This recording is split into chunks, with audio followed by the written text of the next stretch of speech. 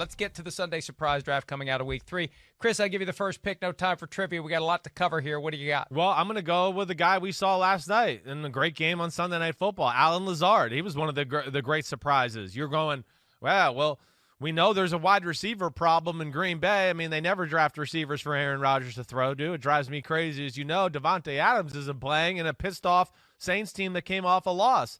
But Alan Lazard, him and Valdez-Scantling, but specifically Lazard, his ability to make a few big plays in that game, unreal. I mean, the ball Rodgers dropped to him, the deep one that Tirico waxed poetically about that, basically it looked like it hit the roof. And then we had that other one deep down the field where he got tackled to the 2 or 3 yard line. But, man, if he can emerge as that second guy and be in that trust tree with Rodgers when Devontae Adams gets back, man, they're starting to develop something here a little bit with other guys they can beat you with in the pass game. One of the narratives out of Minnesota for the first couple of weeks of the season is they really miss Stephon Diggs. They have no one to replace Stephon Diggs. Yeah. Well, the guy they drafted in round 1, Justin Jefferson, 9 targets, 7 catches, 175 yards, a 71-yard catch and run that was just filthy. And the way that he danced into the end zone and the arms thrown out, and that put the Vikings up 24-12. I mean, credit to the Titans. They flipped it around pretty damn quickly, but the Vikings have something in Justin Jefferson, and they can build on it. Even though they're 0-3 now, they're not done yet. Nobody's done after only 3 weeks.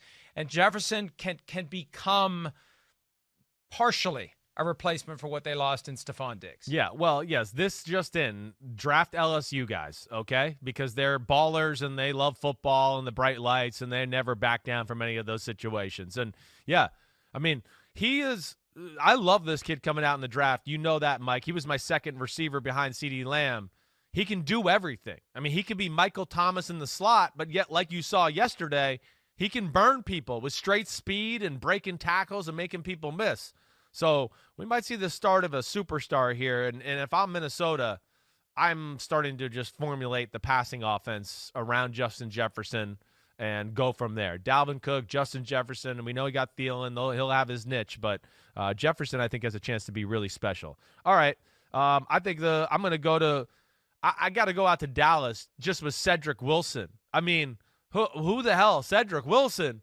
We've been talking about CeeDee Lamb and Amari Cooper and Michael Gallup and Ezekiel Elliott, and all of a sudden Cedric Wilson for the Dallas Cowboys comes on the scene, and he's running all over the field on the Seattle Seahawks defense. I know he's second-year receiver out of Boise State, but, man, it just shows you the talent they got on that team at the wide receiver position. It's hard for them to get into the ground and pound, want-to-run type football team when you have those weapons. I think they got to play to this, but those are sick stats yesterday by all the receivers, but 5 for 107 from Cedric Wilson. That's another guy defenses are going to have to worry about trying to match up with in this Dallas passing game.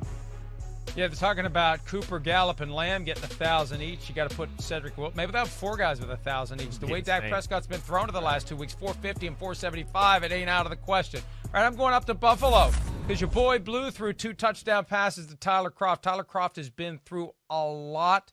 Foot injuries, missed time, and fought back. And it was nothing spectacular. He's wide open on both catches, but the fact that he's on the field, running the pass routes, making the plays, and catching the game-winning touchdown pass in an epic regular season contest, he needs a little credit, and it was a little bit of a surprise to see him, not Stephon Diggs, with the game-winning touchdown catch, Chris. Yeah, no, it was. They're another team that we can throw in there just like Dallas. You start to sit there and start to go, wow, they got weapons.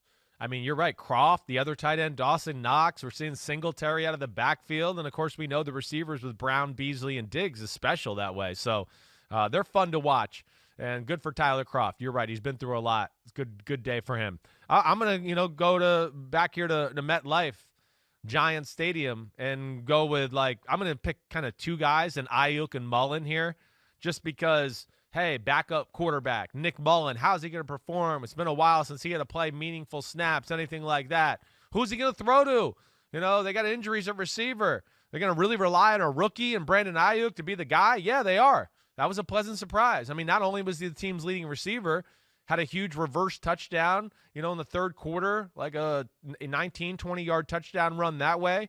So that was a pleasant surprise. And then, of course, the way Nick Mullins played was pretty damn good. I know that's not a good Giants defense, but in a game where you had to question how effective the 49ers could be banged up, and question those two guys especially. They played really well along with the rest of the 49ers team.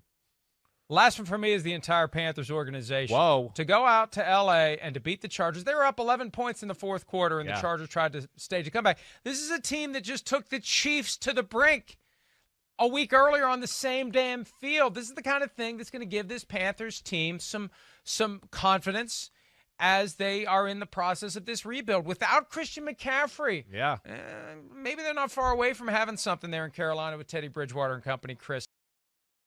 Hi, I'm Mike Tirico, and thanks for watching. Make sure to hit subscribe for the latest news and highlights from NBC Sports.